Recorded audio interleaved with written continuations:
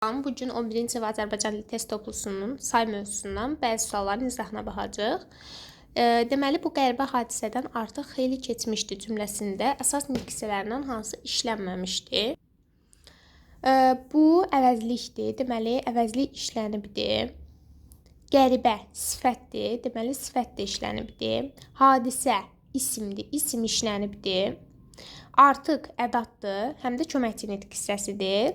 Xeyli zərfdir, keçmişdi, feildir. Deməli, say işlənməyibdir. Çünki say ismə aid olur, ancaq burada xeyli feilə aiddir. Ona görə də xeyli burada zərfdir, say deyil.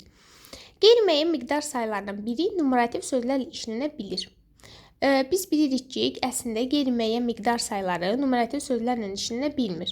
Sadəcə defislə yazılan bəzi qeyri-müəyyən miqdar sayları var ki, onlar numerativ sözlərlə işlənə bilir.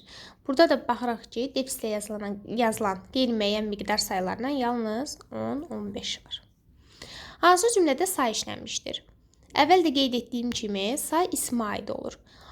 Burada feilə aid olan sayları çıxacaq. Az ye. Burada az feilə aiddir. Ona görə də bu zərfdir, say deyil. Çox bil, az danış. Burada çox feilə aiddir, az feilə aiddir. Ona görə də zərfdir, say deyil. Natiq xeyli danışdı.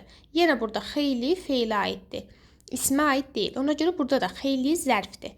Az adam tapılar ki, ədalətin tərəfində olmasın.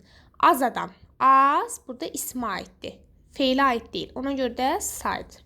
Doğru cavabımız D variantı. Y-də isə onlar birazdan yola düşəcəklər. Onlar burada əvəzlikdir.